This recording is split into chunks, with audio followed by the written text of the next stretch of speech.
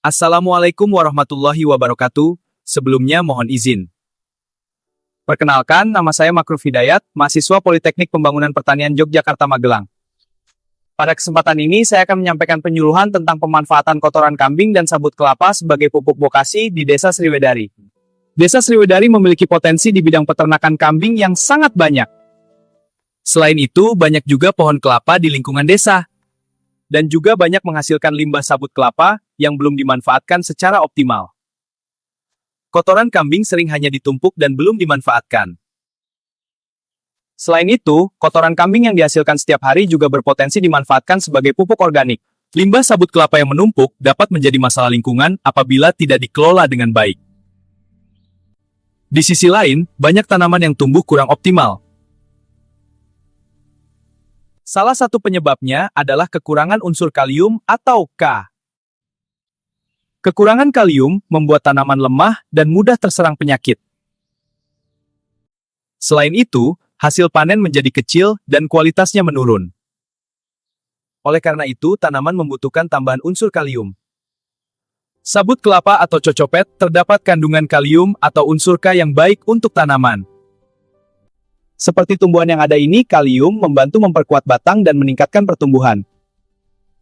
Kalium juga membantu pembentukan bunga dan buah. Selain cokopet yang mengandung unsur K, tanah juga membutuhkan kotoran kambing karena kaya akan bahan organik yang dapat menyuburkan tanaman. Kotoran kambing juga kaya bahan organik. Iya, bagus untuk pupuk alami. Betul, tinggal tambah kompos sedikit. Jika digabung, antara pupuk kotoran kambing dan sabut kelapa, keduanya bisa menjadi pupuk yang baik. Selain kokopet yang mengandung unsur K, dan kotoran kambing yang kaya bahan organik. Kedua bahan tersebut dapat dimanfaatkan untuk membuat pupuk bokasi yang kaya manfaat bagi pertumbuhan tanaman. Sekarang Bapak sudah tahu belum apa itu pupuk bokasi? Di sini saya akan menjelaskan apa itu bokasi dan kenapa pupuk ini sangat bermanfaat untuk pertanian kita. Bokasi adalah pupuk organik hasil fermentasi bahan alami seperti kotoran ternak, sekam, dan cocopet dengan bantuan mikroorganisme. Nah, perbedaan dengan kompos biasa, yaitu bokasi dibuat melalui proses fermentasi yang lebih cepat dan ramah lingkungan. Fermentasi menggunakan bantuan mikroorganisme E4. Hasilnya, pupuk organik yang lebih kaya nutrisi. Dengan cara ini, pupuk yang dibuat menjadi lebih cepat jadi. Molasses adalah sumber makanan mikroba E4 yang mempercepat fermentasi bokasi agar lebih cepat jadi dan tidak bau. Ayo, sekarang kita masuk ke tahap pembuatan pupuk bokasi. Baik, Pak Masruf. Ikut saya ke area pengomposan. Setelah kita mengetahui apa itu bokasi, sekarang kita akan membahas alat dan bahan yang diperlukan untuk membuat pupuk bokasi. Alat yang dibutuhkan cukup sederhana, yaitu sekop, ember, terpal, dan gembor. Cukup mudah kan? Sedangkan bahan-bahan yang diperlukan antara lain, kotoran ternak kambing, sekam padi, larutan E4, molase, cocopet, air bersih secukupnya. Nah, alat dan bahannya sangat mudah kan? Pada bagian berikutnya, kita akan mempraktikkan langsung cara mencampur dan proses fermentasi bokasi hingga siap digunakan.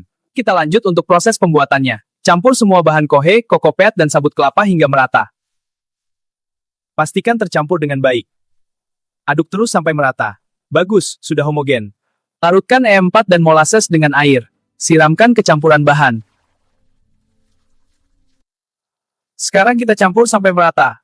Jika sudah tercampur, pastikan campuran tersebut siap difermentasi yaitu dengan ciri menggumpal tetapi tidak pecah. Jika sudah semua, tutup semua bahan menggunakan terpal untuk proses fermentasi. Pastikan tertutup rapat. Setelah itu kita tunggu waktu fermentasi berlangsung selama 14 sampai 21 hari. Selama fermentasi, lakukan pengecekan setiap 2-3 hari untuk memastikan suhu dan kelembapan tetap baik. Jika suhu terlalu panas, bahan perlu dibalik agar proses fermentasi tetap berjalan dengan baik dan merata. Setelah semua bahan tercampur merata dan cukup lembab, campuran bokasi ditumpuk menjadi gundukan agar proses fermentasi dapat berjalan dengan baik. Setelah proses fermentasi selama 14-21 hari, terpal dibuka untuk melihat hasil bokasi yang telah matang. Lihat, sudah matang sempurna. Bokasi yang berhasil atau sudah jadi berwarna coklat kehitaman, teksturnya remah, tidak berbau menyengat. Jika ciri-ciri ini terpenuhi, bokasi sudah jadi dan siap digunakan. Selanjutnya, cara aplikasi bokasi ke tanaman yaitu ditaburkan di sekitar tanaman atau pada bedengan sebagai pupuk dasar. Baik, Pak.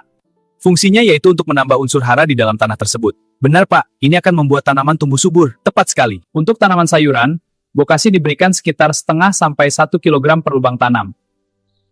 Pemupukan susulan dapat dilakukan dengan menambahkan bokasi secukupnya di sekitar tanaman setiap 2-3 minggu. Setelah ditaburkan, untuk pencampuran bokasi, dicampur dengan tanah agar unsur hara mudah diserap oleh akar tanaman. Pertumbuhan tanaman menjadi lebih optimal, sehingga produksi dan kualitas hasil panen dapat meningkat. Dengan pemberian bokasi, tanah menjadi lebih gembur sehingga tanaman tumbuh lebih hijau, kuat, dan sehat. Dengan mengolah kotoran kambing dan sabut kelapa menjadi bokasi, dapat mengurangi limbah dan menjaga lingkungan tetap bersih. Selain menjaga lingkungan, pemanfaatan bokasi juga dapat mengurangi ketergantungan pada pupuk kimia, sehingga petani dapat menekan biaya produksi.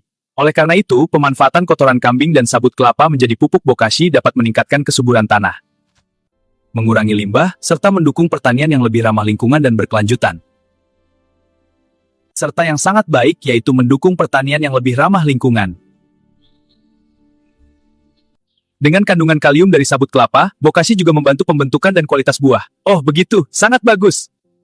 Demikian video penyuluhan ini, semoga bermanfaat dan dapat diterapkan oleh petani. Saya Makruf Hidayat, mahasiswa Polbang Tanyoma. Mengucapkan terima kasih. Wassalamualaikum.